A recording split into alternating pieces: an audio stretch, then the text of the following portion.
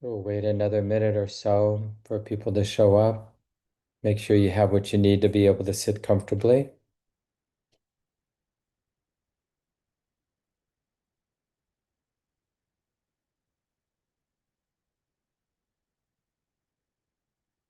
And it's also good for us to sense that we can create a sacred time gathering in this way.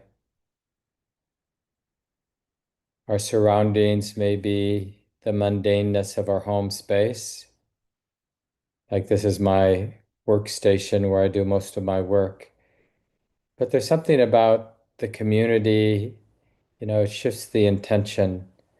Feels a little bit like we've gone to a Buddhist meditation center somewhere.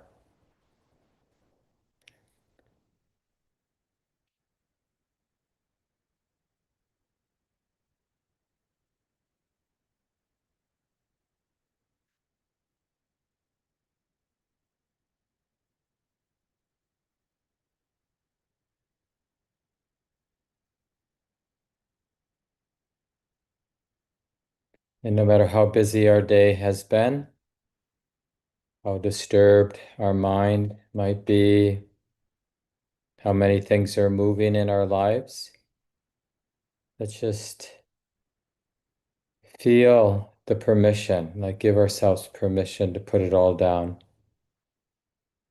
For this period of sitting and for this hour and a half that we're gathered together, we have permission to put down everything that is unfinished in our lives, all that needs our attention in the world.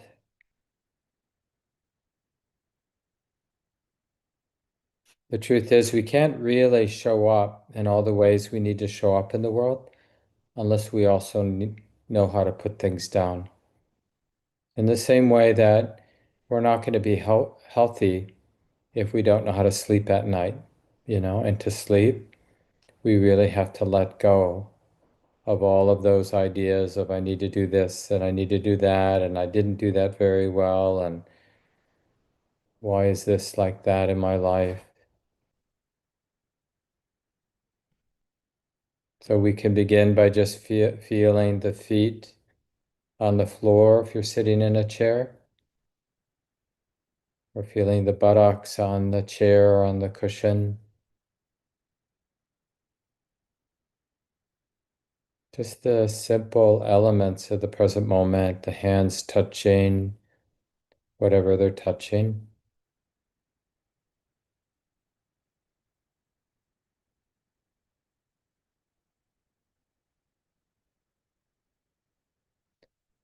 Growing roots into the present moment, into this embodied experience here. Is it okay? Is it safe to be close? To feel what's here to feel? Experimenting with being undefended.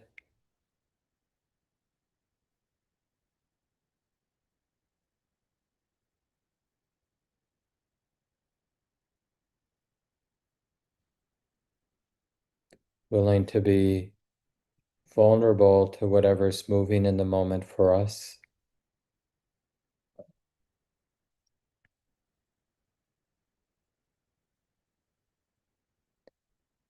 And as we soften, as we open, see if you can sense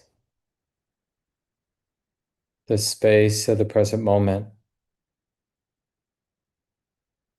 So, not so much what's moving here and now.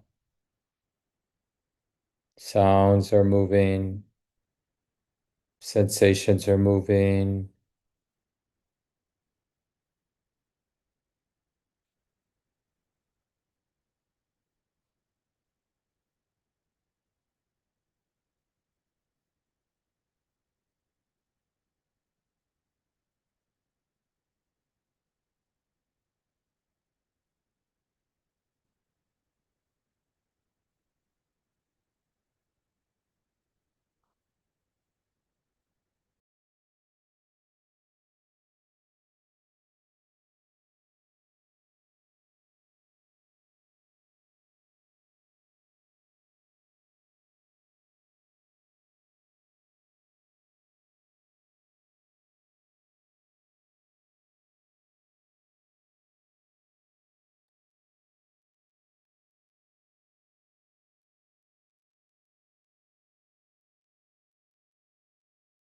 And we're learning how to trust that open,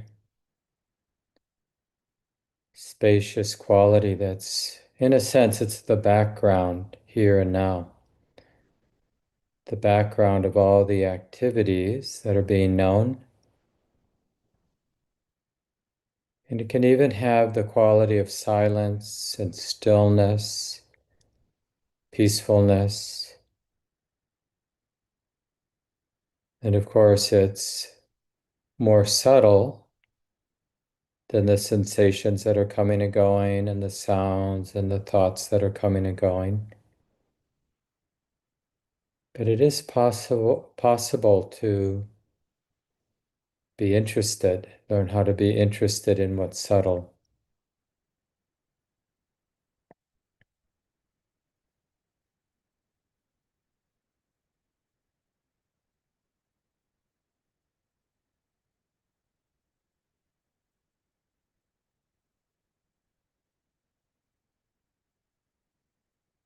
Almost as if we're learning how to rest back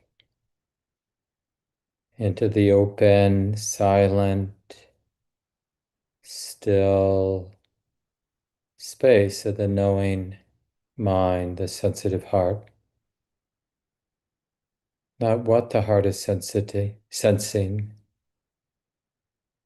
but the space of the heart itself.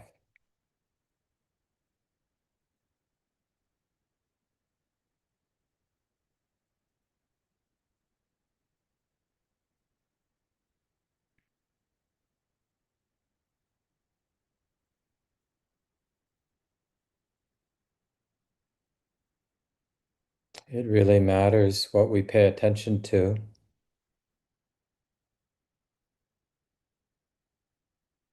And we might, because of our habits, always be paying attention to the different fires that are burning. Exciting thoughts, difficult sensations in the body, etc. But we can also learn to pay attention to what's conducive for samadhi, for a deeper sense of peace,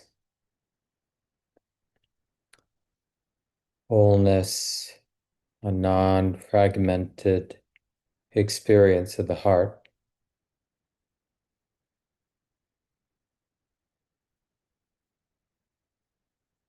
So let's do the best we can to attune to the silent, open, still, peaceful space of the heart that's here and now, right here and now. Keeping it in mind, keeping it in mind as best we can.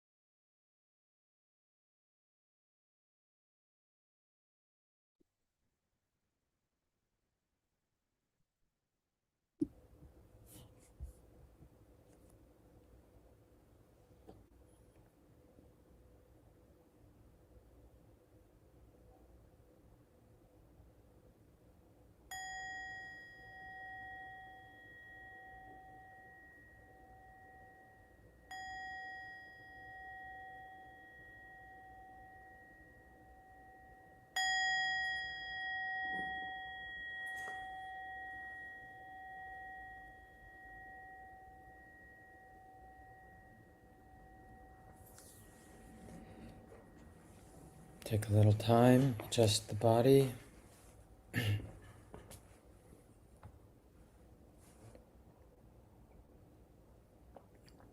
Once again, thank you so much for showing up so we can have our Tuesday practice group together.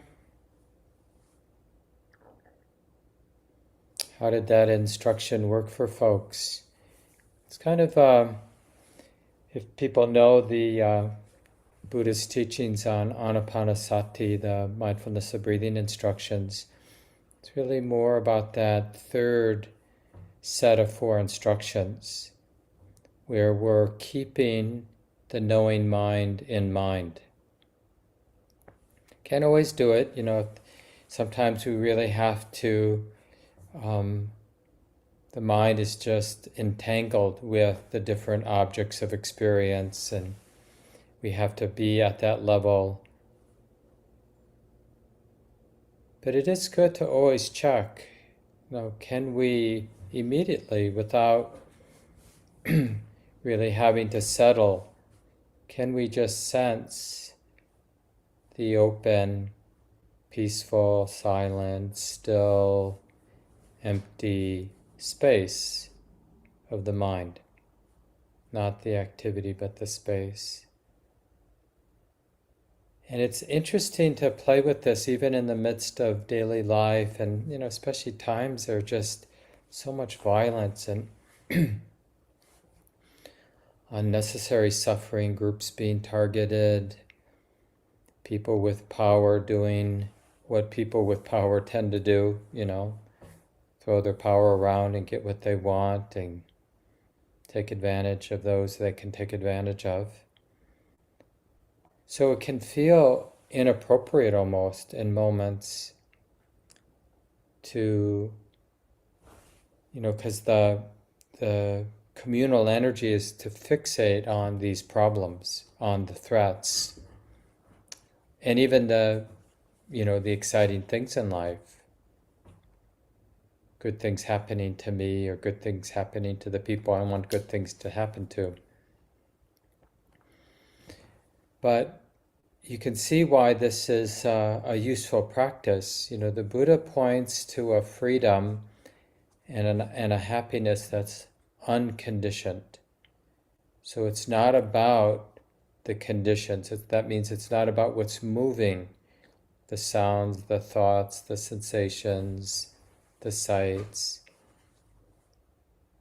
It's something unconditioned. And that, like when we tune into the space of the present moment, into the knowing, we're discovering that we can take our attention off of the conditions that are coming and going, the different experiences that are coming and going. We can attune to the space of knowing, and it has that flavor of the unconditioned, the mind that's not dependent on conditions. Because whenever, to whatever degree our mind is dependent on conditions, then that's where our attention is going to go. There will be a thought, that's a condition, and the mind will have an opinion about that thought, which will be then, of course, another thought. Or there's a sensation arising, that's a condition, and then the mind responds to that sensation with, an emotion or a thought about it, another condition. So, normally our mind is entangled in this conditioned reality, things coming and going, including our thoughts about the things coming and going, and on and on and on. And the unconditioned, which, doesn't lend itself to language, right? Because language is good for describing the conditions that are coming and going. So we use words like open, or openness, or silence, or stillness, or emptiness, or peacefulness, like the absence of agitation.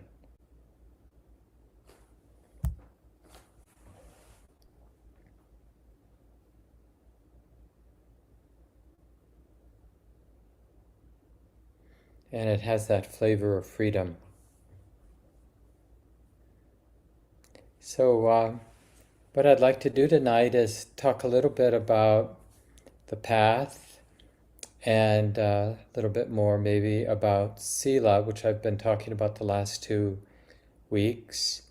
And Sila is the Buddhist teachings on non-harming, ethical conduct, moral integrity, or moral sensitivity, as 1/3 of the path, right? So I've been talking about this the last few weeks. We have this training of paying attention to our relational lives, how we're in relationship, in particular with other people, and what are the qualities of those ways of relating, skillful or unskillful, setting emotion, remorse and regret, setting emotion, harmony, we're getting along, taking care of each other, sharing, and it doesn't mean neglecting ourselves, but it's that harmonizing, that sila, the training in sila and moral sensitivity. It's about harmonizing, sort of realizing we can rise above this animal nature to just want to survive at any cost. And then the other part of the path, samadhi, is taking care of the culture, the ecology of our own heart and mind. And then there's panya, wisdom. So these are the 3 parts. And with panya, with practice, just paying attention in life, we get inspired by how, like maybe tonight, how empty, how free of self-centered drama the mind can be. And it's really, like I mentioned in the guided sit, it's really about what we tune into, what we pay attention to. Because there's always, in our minds, generally speaking, there's always fires burning, or at least the seeds, the beginnings of drama, self-centered drama. But we don't have to pay attention to them. The lie or the promise that's just a false promise is, if I pay attention to this problem, I'll resolve it, and then I'll be free of problems. But that doesn't really happen. The more we attune to this problem, tune into that problem, there's always more problems all the way down. It doesn't really end. So another move, with wisdom is, like we were doing tonight, is just to notice that all of this activity, all of these triggers and reactions and movements in our heart, it's all happening in this space of the present moment, which is essentially empty of anything fixed. We can tune into that. And it really changes the mind's relationship to the conditioned world, to what's coming and going. And this is the wisdom part of practice. We're training our heart to sense something that we're not sensing almost ever. And when we do sense the unconditioned, open, then it changes the relationship we have to the conditioned. And that's really what we want to do. We want strategies that allow us to be free when we're a human being, in relationship, having a mind, a conditioned mind, these habit energies, right? That's our legacy from the past, right? We get habit energies like we have.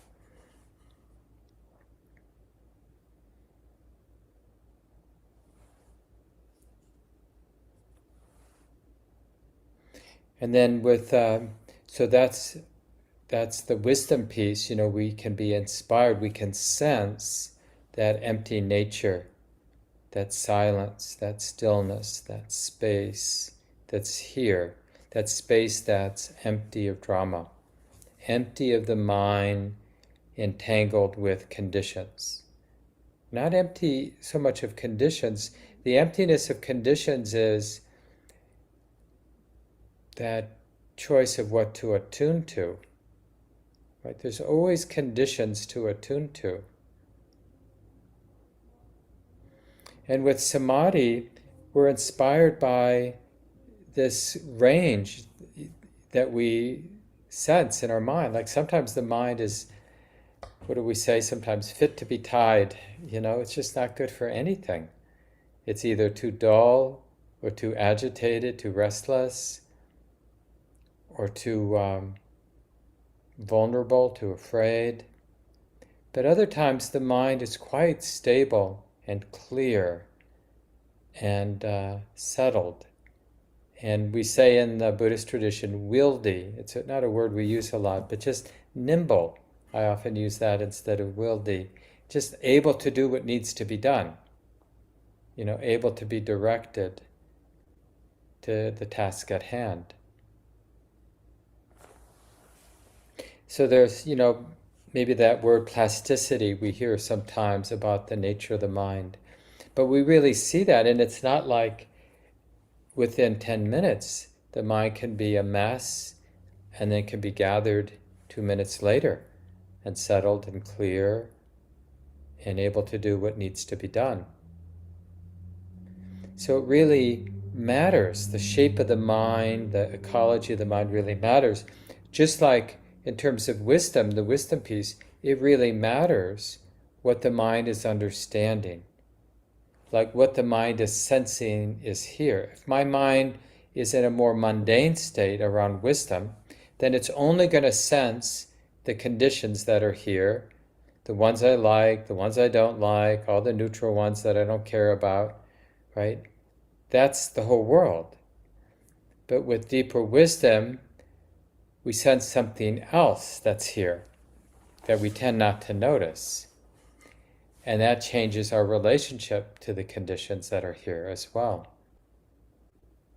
And then with sila too, there's, where we can be inspired by the truth of karma, like our actions matter.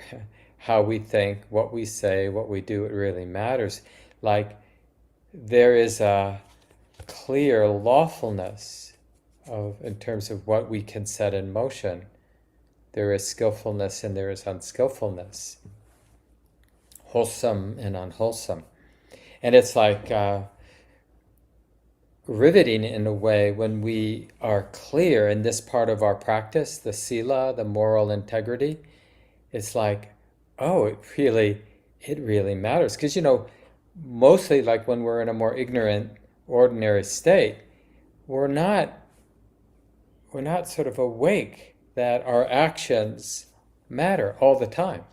What my mind is thinking sets stuff in motion. What's it setting in motion? Like that's relevant. I'm planting seeds all the time by my thoughts, by my words, by my actions. And if the seeds I'm planting really matter, then we should pay attention, right? I mean, it's sort of like if we had the capacity to be putting, in every moment, putting $100 in our savings account, all we have to do is remember to do it. Well, we'd probably start remembering to put the $100 in the savings account. And it's the same thing with moral integrity. It's not like this big heavy should. Oh, I should be a good person. I should be kind. I should be generous. I shouldn't take things that aren't mine. I shouldn't hit. I shouldn't use my words to cause harm. Oh, okay. Like a big burden to be good. But it's more like this other example where we have the capacity by being interested in how we're relating in the moment to ourselves, to others, to the things we are interacting with, even the inanimate things that we're interacting with. And it's like we could put $100 in the bank by finding a way to be in relationship with whatever we're relating to in a way that's wholesome. Little by little, drop by drop, the Buddha says. Some of you know that line. Drop by drop, the bucket gets filled. So drop by drop, our heart becomes purified. Our heart becomes happy, this bliss of blamelessness, we say sometimes. And it's really, like it or not, we have to inspire ourselves to be interested in these three frequencies of our practice. The more obvious frequency is the moral integrity. The medium frequency, medium level of subtlety is taking care of the qualities of our mind. And then the most subtle is taking care of wisdom, so that our view is vast. It includes the whole picture. And having the whole picture in mind, how we navigate our lives, how we understand, is, really changed. There's a line some of you know, I repeat it often, from Padmasambhava, a famous Buddhist teacher who was partially responsible for bringing Buddhism up into Tibet back 1,000 years ago or so. And he had a line, although my mind is as vast as the sky, my attention to karma is as fine as a grain of barley flour. And that's really the full range, the three parts of the path: sila, samadhi, panya. So the vastness is the wisdom piece, and the attention to karma is really points to the sila and samadhi to some degree. We're interested in what's wholesome and unwholesome, both in terms of the qualities in our mind that we're watering and the qualities of our way of relating to others.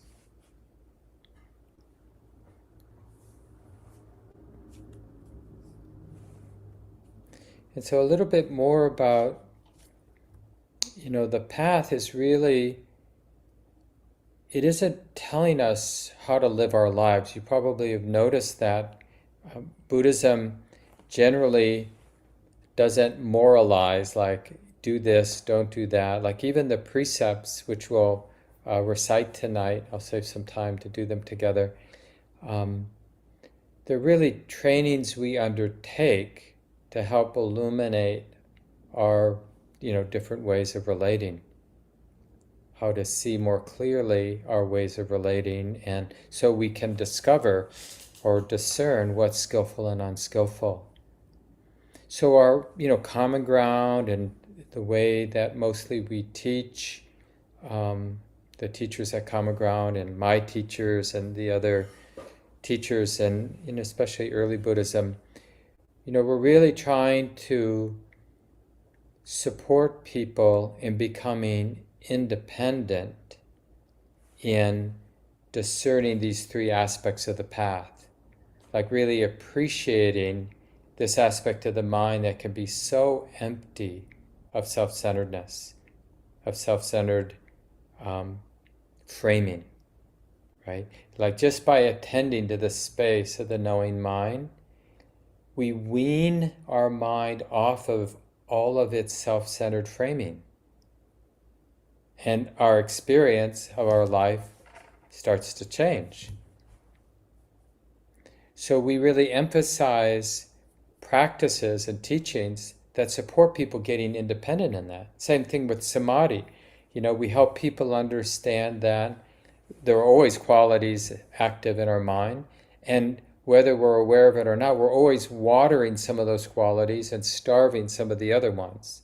So let's pay attention, because then we can cultivate a mind, a heart that's beautiful, that's stable, that's clear, that's resilient, that's wieldy, nimble, able to do what needs to be done.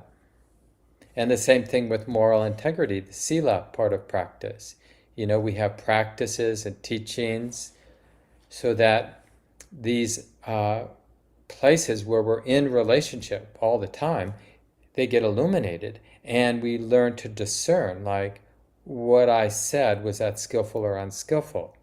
Not because someone tells us it was skillful or unskillful, but because we can sense directly the skillfulness or unskillfulness of our thoughts, our words, and our actions, right? So this movement towards independence is a big deal in Buddhist practice. So,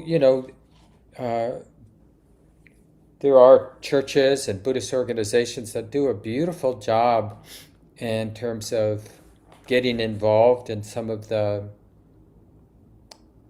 real needs in our communities, taking care of other people, feeding those who don't have food, figuring out how to get shelter to those who don't have shelter, how to say what needs to be said to those in power, kind of what we would consider being socially active, politically active.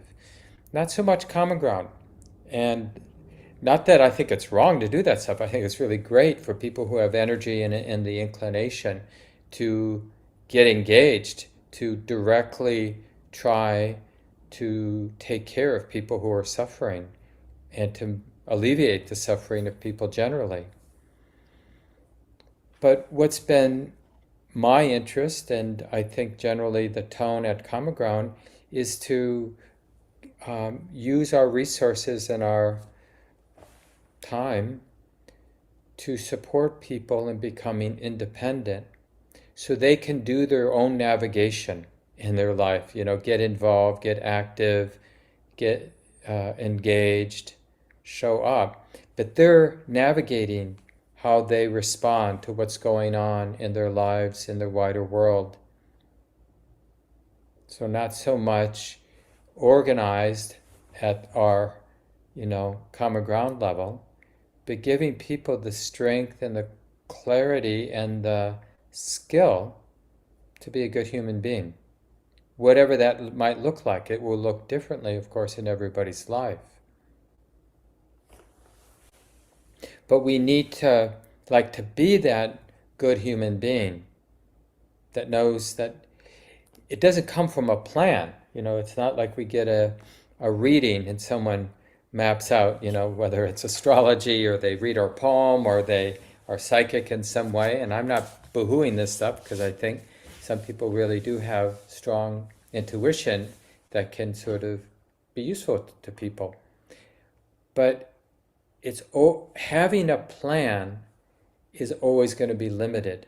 Like, what really helps us human beings is not a plan about who I am or how I'm going to live my life.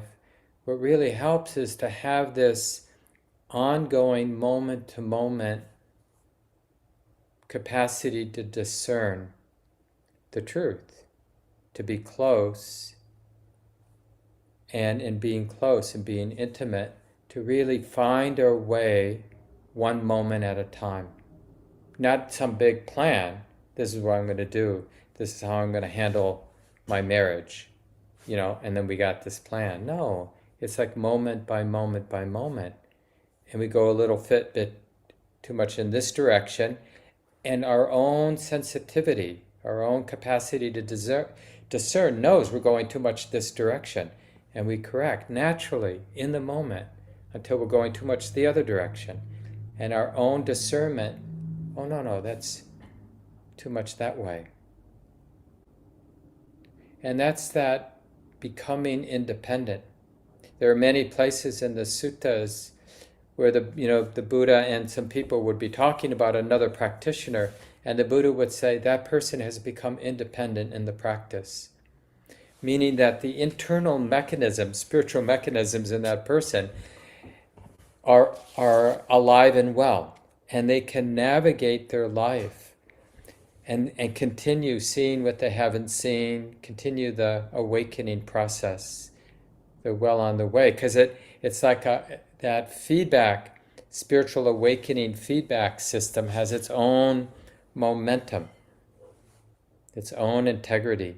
And it's just like delusion can have its own integrity, where being deluded leads to us being more deluded. It feeds itself.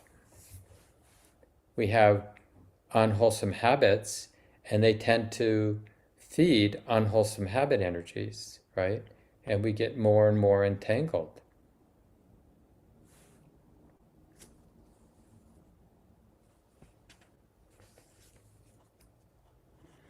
And I feel like this is a great gift, to whatever degree we can support ourselves and we can support others and developing these three aspects of life. Again, it's really bringing wisdom and awareness to these three frequencies. Most obvious frequency is our relational lives. Middle frequency is really taking responsibility for the quality of our heart and mind. More subtle frequency is seeing what we're not seeing about the nature. And in Buddhist terms, we talk about beginning to intuit or sense the unconditioned. And we know that's happening when our way of relating to the conditioned world, which is the world we sort of know. This is like conventional reality, this conditioned realm becomes transformed from one where we're often governed by our attachments to one that where attachments, grasping, clinging starts to fade away, replaced by more dispassion, the peace of non-attachment.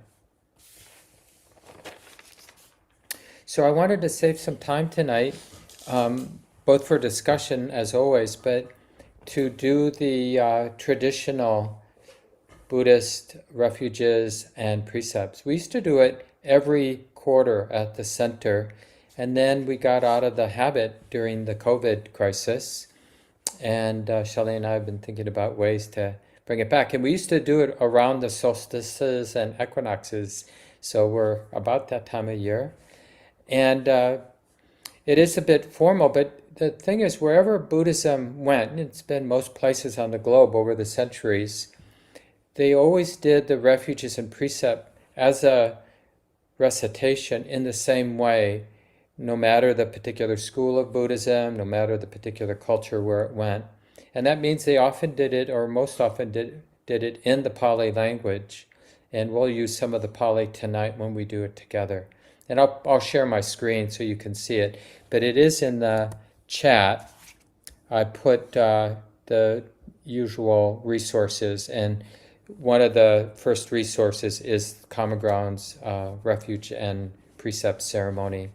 And it really represents all three of these parts that I've been talking about tonight. The samadhi piece of doing the recitation it's often a beautiful ritual, like someone might do it, light the candle on the altar or light some incense. They might kneel down. They might use this hand gesture we call Anjali. And they might ring a bell at the beginning of reciting the refuges and precepts. And so all of those elements and the fact that we're bringing to mind something that really matters to us, it's a way of gathering and transforming our mind from more mundane concerns to a really gathered, stable, uplifted heart and mind. So it has that samadhi element, taking care of the ecology, the shape of our mind, of our heart. And then the wisdom part of the refuge and precept ceremony is really about the three refuges.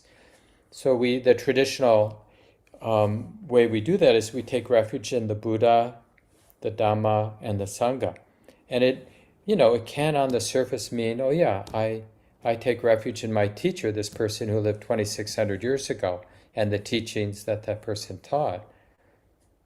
But, for one, not everyone is so inspired by somebody who lived 2,600 years ago.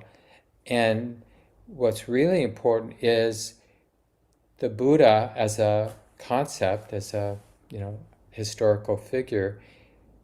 He represents what we can do. He had a mind. He was a human being with a heart and mind. We're a human being with a heart and mind. So he's sort of like a symbol of what's possible. And the other thing about Buddha as a refuge, the most subtle part of that is Buddha is a term that means awake, to be awake. So what does that point to in my own experience? Because that's actually the refuge. That is a refuge, right?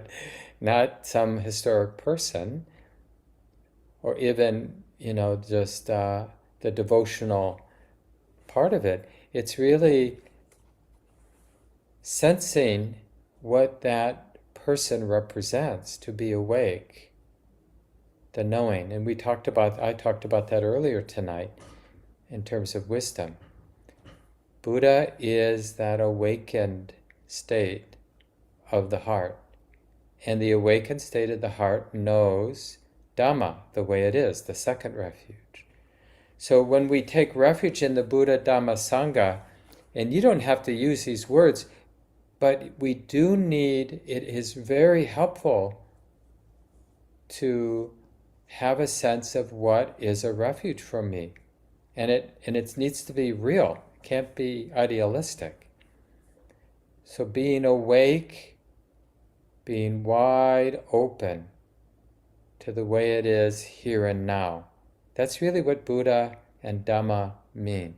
So when we do the formal recitation, we're really just saying we have this capacity to be wide open to the way it is, the way it actually is, undefended, sensitive. And then Sangha, the third refuge, just means this capacity to live out of that place of intimacy. Buddha being awake to Dhamma, Buddha being intimate with the way it is. Then when I think and speak and act, it will come out of that intimacy. And the intimacy isn't like a narrow focus. It's wide open. It has both the breadth and the subtlety of connection with what's here. And as long as I think I know what's here, I'm not really connecting. So there's something radical about Buddha being open to Dhamma. Like we tried to do in the guided sit tonight, where it was just sort of resting back in the reality of the present moment, the vast space in which everything's coming and going, but we're not tuning into what's coming and going. We're tuning into what we tend not to notice, the space. And when we live out of that place, then we call that Sangha. That's the third refuge. You probably hear it more as spiritual community. That's often how that word Sangha is used. But it means more specifically awakened activity, or the activity of a life that is arising out of Buddha being intimate with Dhamma, being awake to the way it is. And so what's important, though, when we do the refuge, is that we have some internal intuitive sense of some possibility here in this life for something that is truly good, truly beautiful, truly beneficial all around. And this is a bit radical because, a lot of us feel quite comfortable feeling bad about ourselves and bad about our capacity to be any better than we are. We have like a lot of arrogance about like how limited my potential is. And it isn't, the key with Buddhism, it isn't like you or I who has this capacity, right? The sense of I, me, or mine, that self-centeredness, it isn't about that. It isn't about being personally special.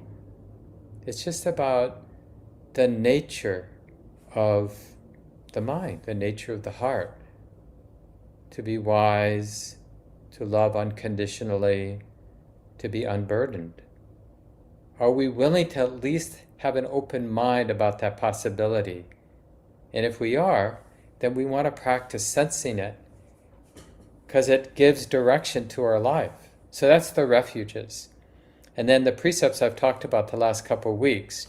We undertake the training to refrain from harming and killing. We undertake the training to refrain from taking what hasn't been given. We undertake the training to refrain from sexual misconduct.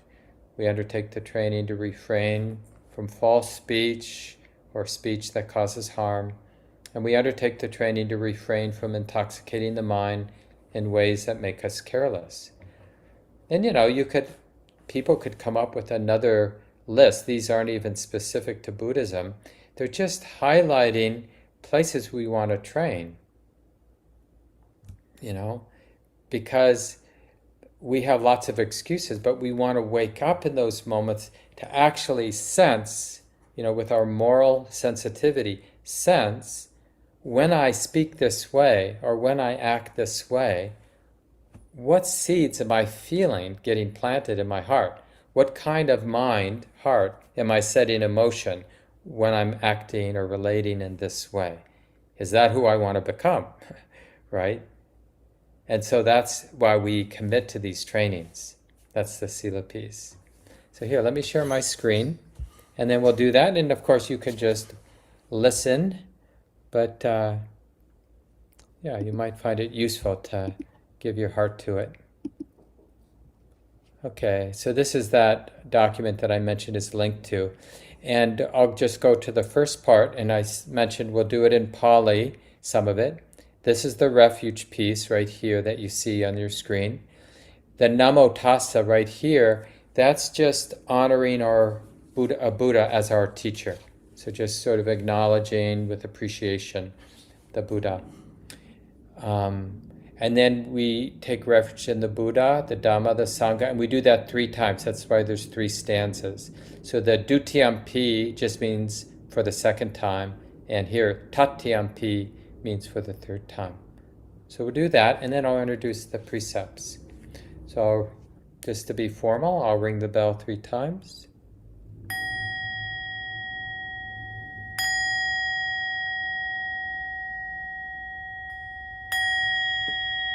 And then if you would like this gesture, don't feel like you have to use it, you can. And just join in if you'd like.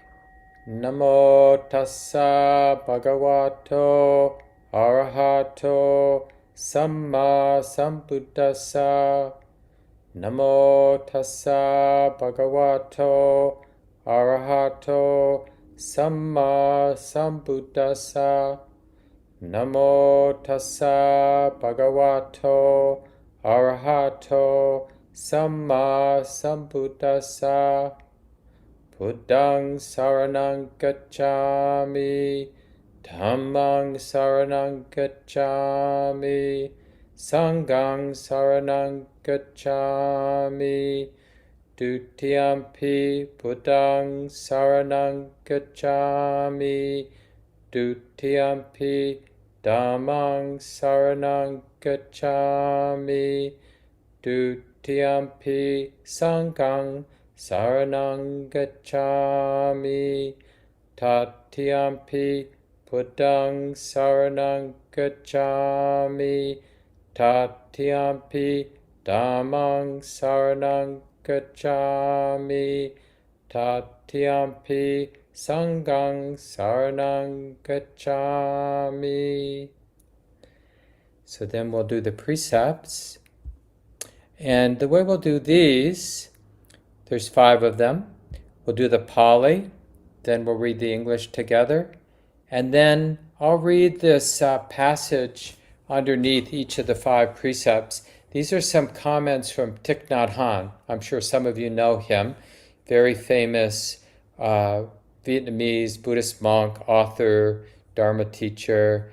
Passed away maybe 4 years ago, something like that. Very influential here in the West. He got kicked out of Vietnam because he was a peace activist during the Vietnam War, and good fortune for the West because he taught in the West for many decades before returning back to Vietnam to die in the last couple of years of his life. So let's do the precepts. Panatipata where amini sikapadang samadhiyami. I undertake the training to refrain from harming living beings. Aware of the suffering caused by the destruction of life, I am committed to cultivating compassion and learning ways to protect the lives of all beings. I'm determined not to kill and not to let others kill and not to condone any act of killing in the world, in my thinking and in my way of life. This is the first of the 5 mindfulness trainings. I vow to study and practice it. So we're going to take a few seconds after each one and you just reflect, what might that look like? Where are the places in my life where I want to remember this training that I'm undertaking?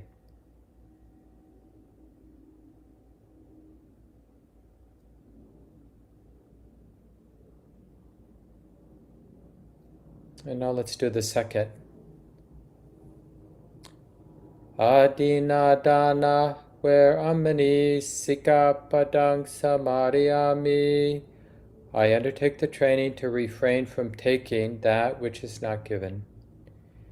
And then Thich Nhat Hanh comments, aware of the suffering caused by exploitation, social injustice, stealing, and oppression, I'm committed to cultivating loving kindness and learning ways to work for the well-being of all beings. I will practice generosity by sharing my time, energy, and material resources with those who are in real need. I am determined not to steal and not to possess anything that should belong to others. I will respect the property of others, but I will prevent others from profiting from human suffering or the suffering of other species on earth. This is the second of the 5 mindfulness trainings. I vow to study and practice it.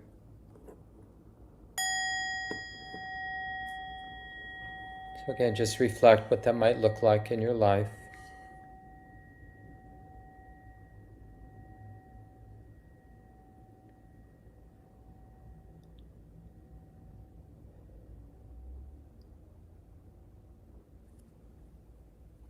And we'll move on to the third.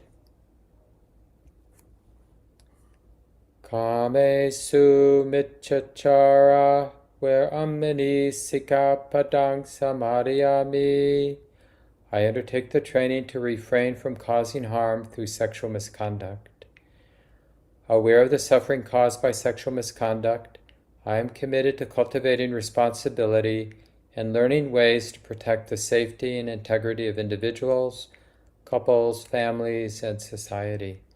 I'm determined not to engage in sexual activities without love and commitment.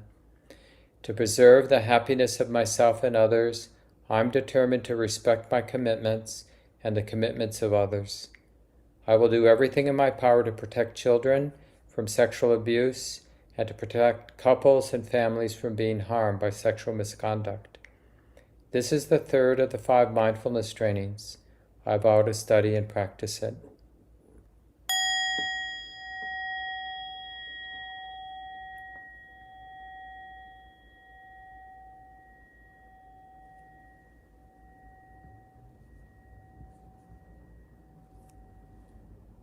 And we'll do the fourth. Musawada, where amini sikapadang samadhiyami.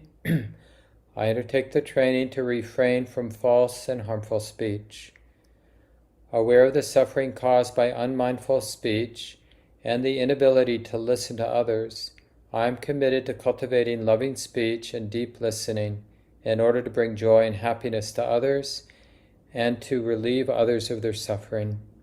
Knowing that words can create happiness or suffering, I am determined to speak truthfully, with words that inspire self-confidence, joy, and hope.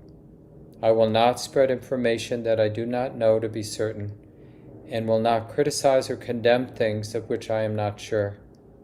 I will refrain from uttering words with the intention of causing division and discord. I am determined to make efforts to reconcile and resolve all conflicts, however small. This is the fourth of the 5 mindfulness trainings. I vow to study and practice it.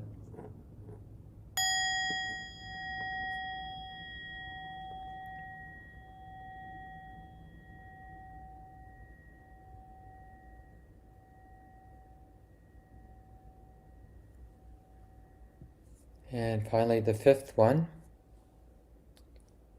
Sura Maria Majja Pamaratana, where Ammini Sikapadang Samadhyami. I undertake the training to refrain from the misuse of intoxicants. Aware of the suffering caused by unmindful consumption, I am committed to the cultivation of good health, both physical and mental, for myself, my family, my society, by practicing mindful eating, drinking, and consuming. I will ingest only items that preserve peace, well-being, and joy in my body, in my consciousness, and in the collective body and consciousness of my family and society. I am determined not to misuse alcohol or any intoxicant, or to ingest foods or other items that undermine spiritual growth, such as unwholesome TV programs, magazines, books, films, and conversations. I am aware that to damage my body, my consciousness, with such poisons is to harm all beings. I understand that a proper diet is crucial for self-transformation and for the transformation of society. This is the fifth of the 5 mindfulness trainings. I vow to study and practice it.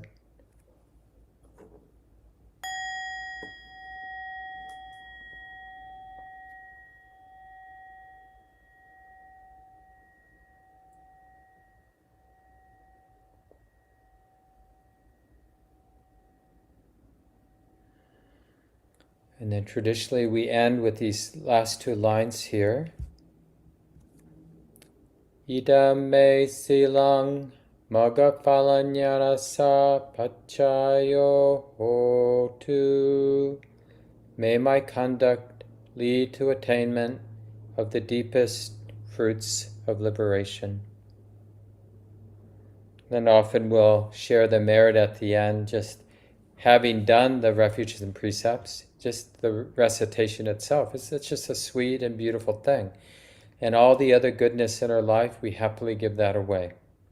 May the goodness in my life, goodness in my practice, be of benefit for my parents, all my teachers and friends, family, all beings, no one left out. May I always practice for the benefit of all beings. May this be so. There we go. Isn't that nice? So the key is to make it your own. So now you have a copy of it. It's in the chat. I'll put that document again there. And you can just open that so you have it. And there are other resources, I think I mentioned last week, other articles about the practice of sila in particular. But you can keep that common ground precept refuge and precept ceremony, and you can just use it in a way that makes sense. Do it informally or do it formally if you'd like. So let's open it up for conversation, questions, your own experience about any aspect of the path that I talked about tonight or anything that seems relevant. Just go ahead and introduce yourself with your first name, share your pronouns if you want. Anybody feel like getting us started?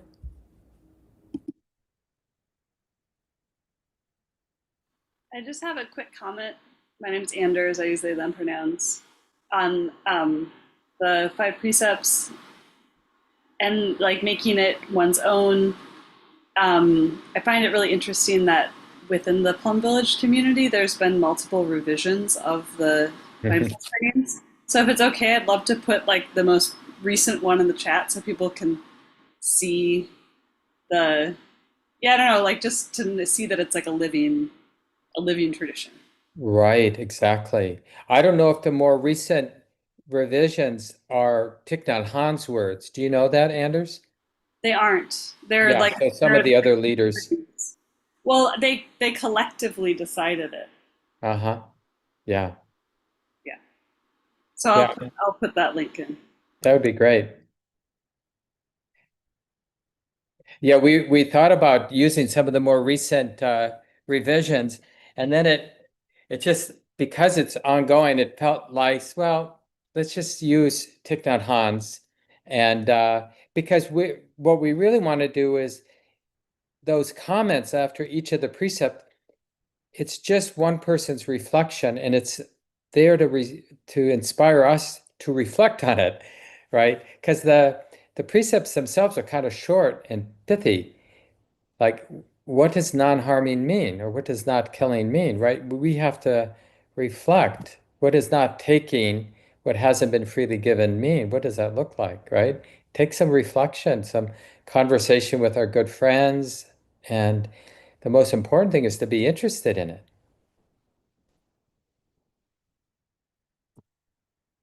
Other thoughts?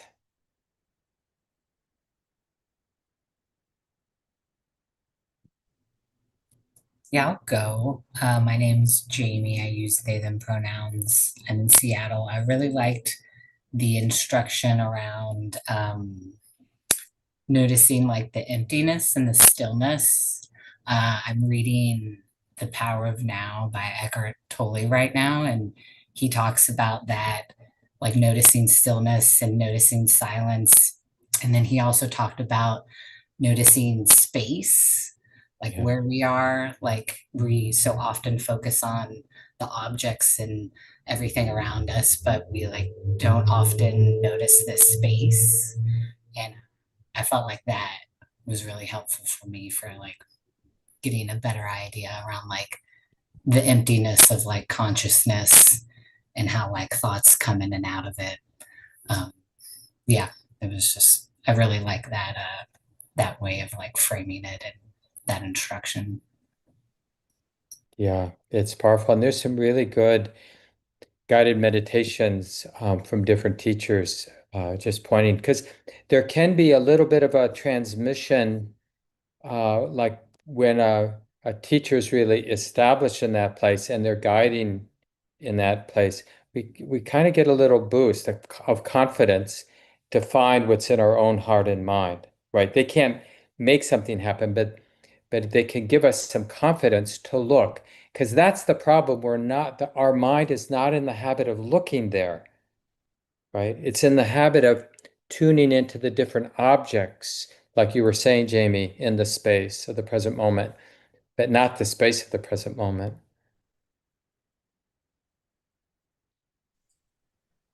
Um, I was really impressed, and I was there Sunday too when you talked about habit energies, and trying to notice those has been very powerful for me. So I want to thank you for that. But you also said something Sunday about the emotion of devotion, and Yeah. I wonder if you could say a little bit more about that. Yeah, that's right, John. I did that, and especially just to kind of uh, inspire people to get interested in the refuge and precept recitation, like to make it their own, and to see if it can get aligned with some of our own devotional energy. That there is something worthy of our devotion. And I think I might have said on Sunday, like, what in our life are we willing to get down on our knees and put our forehead on the floor for, right? Because in Asia, bowing is a just so much part of Buddhist practice. And we could think, well, it's more of a Asian thing than it is a Western thing. But regardless of the particular gesture, there is something about, uh, s- it's what we're bowing down to is not something external in the deepest sense. We're really, the heart is sensing something of true beauty, true goodness that's here and now. And we do feel like putting our hands together or putting our forehead down on the floor or whatever the gesture someone might do of respect and gratitude and yeah, just a reorientation about what's important. Because our normal mundane way is to think the things I have are important. The prestige I have, the intelligence I have, the possessions I have, that's but when we sense something that is hard to keep in mind because it's subtle, we use ritual to help us remember it. So ritual has a place because it activates this devotional emotion, like, oh, there's something this heart deeply cares about, and I don't want to forget it. And I think what I said on Sunday too is I'd encourage people to experiment when you're all alone. So you don't feel like you're trying to fit in or, whatever, do it right. And just experiment with different devotional gestures, whatever that means to you, toward what is most important to you, what we call in Buddhism the refuge. And don't feel you have to use the traditional refuges of Buddha, Dhamma, Sangha, right? It can be whatever it is. And then you just keep learning, you keep being sensitive as you do it, and you'll find your way to keeping in mind, doing a better job of keeping in mind what's most important to keep in mind. Thank you. That's really just tremendously helpful. I've never had an emotion of devotion. Well, I'm a recovering alcoholic and addict, so I've been devoted to that. Yeah. But Well, people have a lot of devotion to the 12-step groups. It's amazing how that but they have that kind of devotional energy, don't they? but to put my whole heart and soul into, say, the precepts is just something I never thought of. So it's really amazing. I'm really going to work on that. So I appreciate that. Thank you. Thanks for sharing, John. Oh, good to be with everybody tonight. Thanks so much for showing up. And thanks, Anders, for putting the link in. You might want to click on that link now, so when the Zoom group ends, you'll have it if you want the newer revisions of the Thais community, the Plum Village community's reflections on each of the 5 precepts. Feel free to unmute yourself to say good